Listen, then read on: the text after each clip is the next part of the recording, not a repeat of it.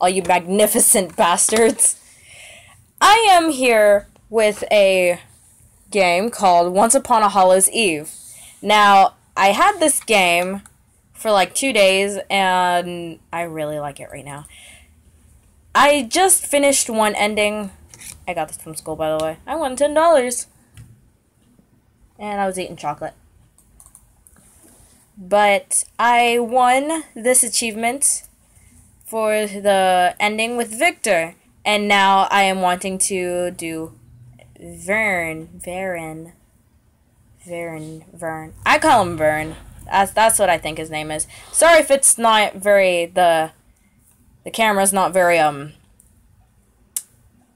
well adjusted because I'm holding it on my knees. So it's kind of hard. But yeah. There's my last save point where I had it. I thought I could delete it, but apparently I can't. So we're just going to start a whole new one. And I'm going to do my best narrating voice in the world. Okay, Sheena. How should I make her voice? Are you telling me that you managed to convince this girl to go with us? My best friend's head nods up and down, looking enthusiastically at her other friend. I know. I can't believe it either. Oh, that's a guy or a girl? I don't know. Just imagine her hiking up a mountain. Imagine all the facials and peels she's going to need afterwards to mend that skin. I roll my eyes at my friend's teasings. Malin's smile is facing me. Are you sure you wouldn't mind the sunburns? I sigh, shrugging. Truth is, I don't want to go hiking in a creepy old mountain. It's quite scary, and not to mention there'd be a whole bunch of bugs in that place. Malin puts a hand on my shoulder, probably recognizing my worried face. Hey, Lee, you're gonna love it, alright? I smile back at her. To be honest, I'm not quite sure. My name is not Kara. Momo. Because that is my nickname. I can't believe that I'm already a graduating college student. And for one final out of trip with my friends before we graduate, we decided to do something different. How different? We'll see. The hard, wet ground of the forest feels cold to my cheeks. Hard, wet ground? I immediately stand up in shock, surprised at my current location. This turns out to be a very bad idea, though. I feel a jolt of pain course through my whole body. My right leg and arm in particular, feel like they're burning. Ah! I crumble back down to the ground in a heap, sobbing. Looking around, seeing the dense, dark forest almost feels surreal in here. What am I doing here? I rack my brain for a hint or answer, finally remembering my purpose of being here. Friends and I were on a hike to a popular mountain rest house. I'm not sure what exactly happened. I don't see my friends anywhere. Where could they possibly be? I dig my phone out of my pocket carefully, my arm screaming to me in agony as I make the slightest movements. I realized in horror that the cracked screen was an effect of what brought me here to this dilemma. A landslide. There was a landslide, and we barely managed to avoid it. Help me! Help! I glance at my cracked phone again, now feeling more desperate than ever. Darn, how am I supposed to make a call now? I decide to stay where I am, not minding the dirt on my beautiful dress. It hurts to move. A flash of lightning shocked me for a moment, and I immediately decided to run, to the best of my abilities, to the nearest shelter. It feels like my whole body is on fire despite the cold mountain air. But I'm in the middle of the forest with an injured body, and no means of communication. Where could I find a shelter here? I zigzagged through the densely populated forest, trying to look for any path of sorts to follow. After a few minutes of searching, however, it became more evident to me that there is no hope to find a path here. Sobbing once more, I sit back into the dirt ground, squeezing my arm tightly to stop the pain. No, Momo Lee. You can't stay here. You're gonna die in this cold. You have to go. Bracing myself for the pain, I forced myself to stand up. I went feeling out of the painful jolt run up my arm. Picking one direction, I decided to move forward and hope for the best. Lightning continued striking the sky. I wrapped my good arm around my body, hoping that my own body heat would be enough to keep me from shivering too much. Rain started to pour, and I'm feeling terribly cold. Right now, all I want to do is curl up and cry somewhere. I really need to find some shelter.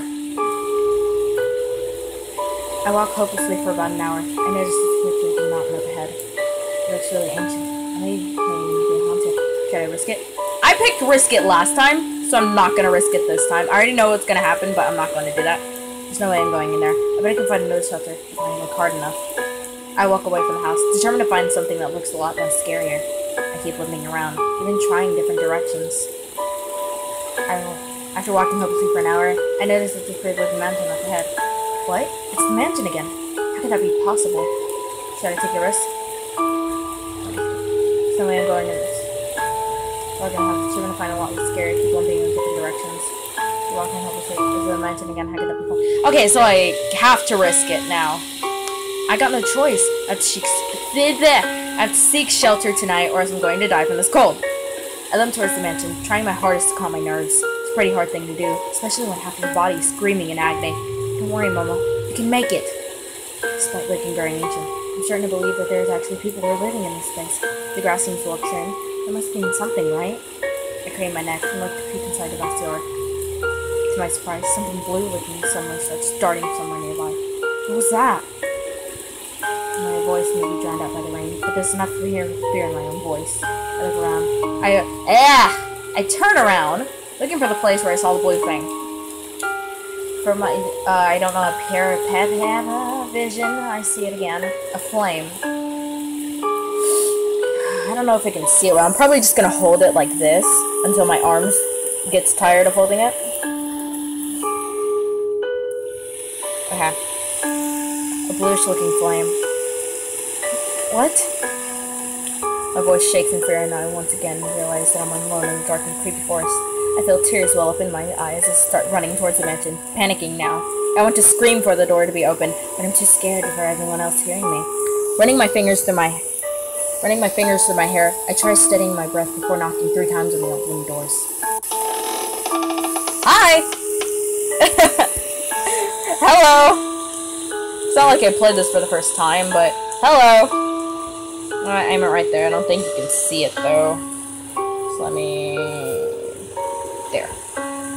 With a creaking sound, the door slowly opens to reveal a half-face looking at me. A shocked face, to be exact. Before I could say anything, the face disappeared inside and I hear Pussy running away. What the hell? I stand completely clueless to what should I do now. To my surprise, the door opens again with some creaking sound. A tall young man stands between me and the door, looking at me very suspiciously. I put on my best smile and open my mouth to speak, just to have the door slam in front of my face. The nerve! Huh. If you don't want me, then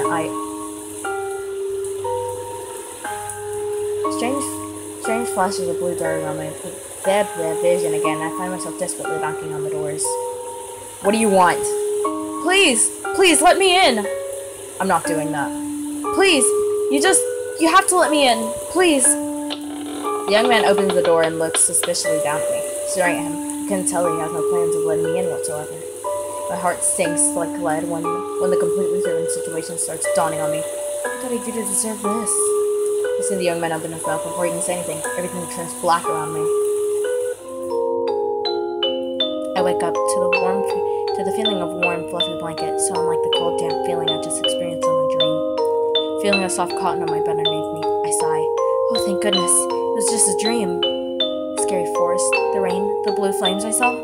For a moment there, I thought it was real. Victor? Vaughn? I think she's awake. A sudden voice snaps me out of my daydreaming, and I open my eyes to search for the source.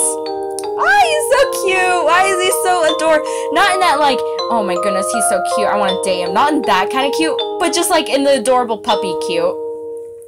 The dark eyes of the dark-haired boy sitting next to my bed meets my gaze. Oh. I played this game on mute, so I never heard the music. So this is actually kind of cute. With a start, I realize that I'm laying down on an unfamiliar bed in an unfamiliar room, and with an unfamiliar boy sitting beside me. Who are you? What are you? Where am I? What did you do to me? The boy looks visibly panicked now, and immediately stands up from his chair. Victor! Vaughn! Who are you calling? I stretch my right arm towards the boy and point at him, only to realize that it's wrapped in a bandage around my shoulder to my elbow. I start moving. I realize the slight hint of pain is immenting in my shoulder area. What? I look at the boy once more and recognize his face from earlier. You're that boy from earlier. He just stares at me, not saying anything. Tell me, what am I doing on this bed? I try to sit up, only to feel a jolt run through my leg. Ow! Ow! Don't move. Gently, as if trying to calm me down, he held his hand out, palm forward. You're hurt. Having calmed me down now, I suddenly realized that I'm probably inside this boy's house. Did I faint? He nods, confirming my worry. I'm so sorry. I was really sorry for the trouble. Again, the boy just stares at me with quite expressionless. What's your name? Before he could reply, though, another voice comes from inside the room. Vern! I don't know which one that one is. I think it was him. That one's Victor, that one's Vern, and that one's Vaughn. I can't remember. I think I got those two mixed up. I don't remember. For a moment, all my worst fears seemed to have materialized in my head. One of the men, the blonde one, looks down at me, regarding me with a suspicious look in his eye. I recognize him as the guy who won't let me in earlier. I smiled, preparing my mouth to open so I could talk to him for letting me in. However, it seems to be there. Just leave! Go away! What the hell? What? I told you, go away! Just as he was about to pull me from the bed, the dark-haired man moved closer to him. Vaughn, you should... Yeah, that one is Vaughn. Vaughn, you know better than to do that. He turns to me, his face a mixture of confusion and curiosity. Who are you? I opened my mouth to answer, but the other guy, Vaughn is his name, I think, moves in between us again. Victor, you can't be serious. There's no need to learn this girl's name. Vaughn turns to me with daggers shooting out of his eyes. Out, now. What? You heard me. Get out. Wait, you don't understand. Look, I'm really sorry for making such a ruckus earlier. Again said the boy from the other side of the room. There's a storm out there and I really need to... I don't care. Just get out. He takes a hold of my good arm, taking it slightly upwards. What? No, please! You don't want to make this girl wet, do you? Would you? Oh, I forgot about that part!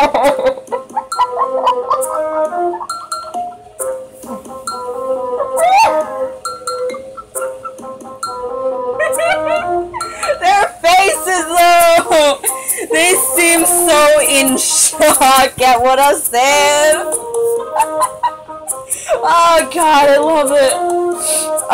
Vern doesn't look shocked, so he's just like, what the hell did you just say? These two are just like, whoa. She just said that. Out! I pout sadly, putting on my cutest face. This always works whenever I'm asking for favors. It has 100% success rate. Tried and tested. Vaughn stares at me for a moment before frowning. Out! Now! My mouth falls open as I realize that my foolproof tactic has just failed. I break free from his grasp and cross my good arm over my chest, holding onto my bandaged arm. What? You aren't such a gentleman, are you? The other man chuckles. Vaughn is not a gentleman at all, lady. Hold up. Just got 2 notifications, that's it. I turn back to Vaughn, who's currently staring at me with his eyes of steel. Why aren't you leaving yet? What? I can't believe the rudeness of this guy. Come on. Oh, come now. Let's listen to her story. But Victor! The young man named Victor only shakes his head. She's hurt, can't you see? You can't just pull her out of bed. He points at me. You, what are you doing here? Me? Yes, you. You don't think I would ask my brother that question, would you? I look back and forth toward them, realizing the resemblance. Just answer his question. Oh! Hello, I'm Mona Lee. I was on a hike, I think, and then I fell, and now I'm here and nowhere else to go. If it's okay with you, I'd like to stay here for the night. It doesn't really seem as the storm will let up anytime soon. The 2 young men look at each other, as if they're thinking of what to do next. I bite my lip anxiously. I'm already inside, lying on one of their beds. I'm not sure whether torn on whether or not they should let me stay. But if they won't let me stay, I'll be forced to stay the night outside. If I go outside, I'm scared. You're scared? Of what? Are you scared of the rain? No. My mind's eyes. I suddenly flash. I click on these, like, I read them in my mind, and once I'm done reading them in my mind, I click on it, not realizing that I'm reading it out loud, and then it just, yeah, messes up the whole thing. A shiver runs down my spine. God damn, I really hate how the camera's positioned. I really want to do it. Ugh. Hold on. Camera rotation. It's not locked, you idiot.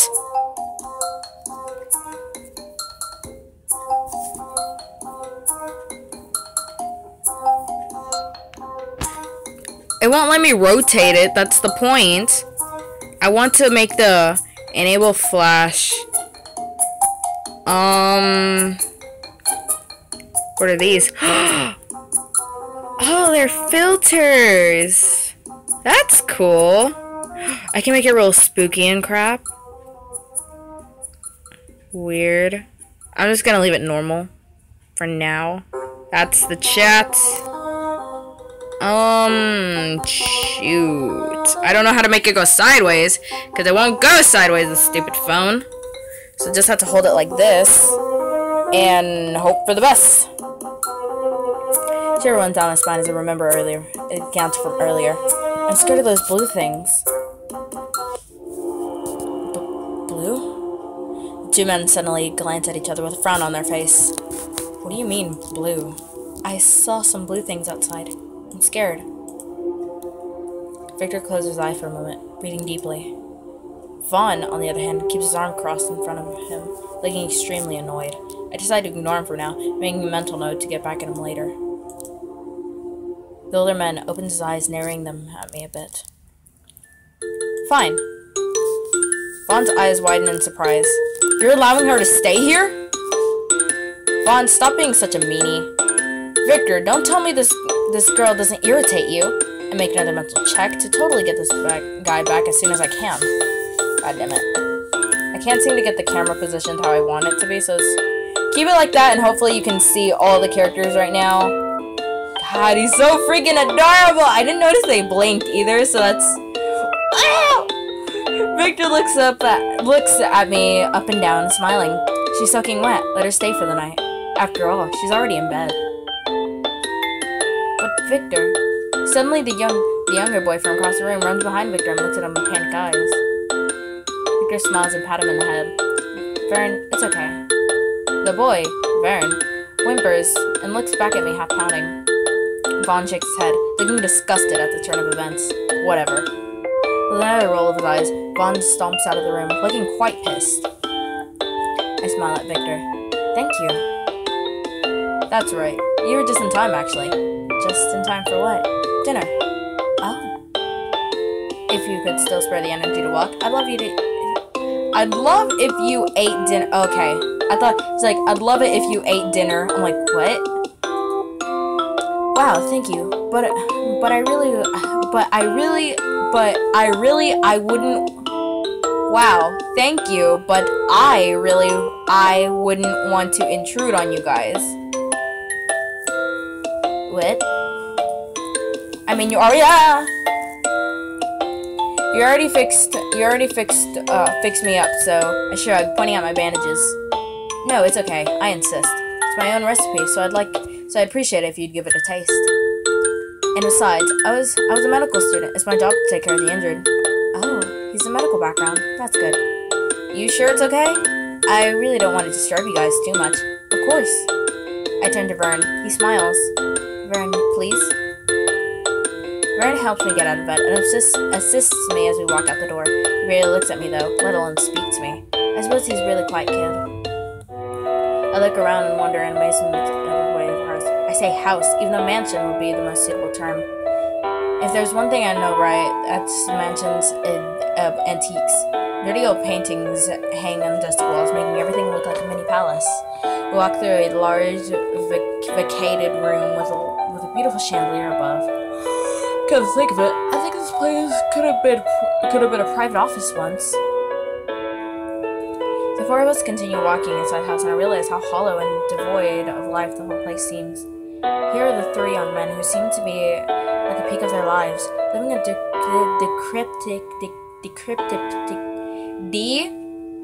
decrepit old mansion in I'm in the 7th grade and I still can't pronounce words.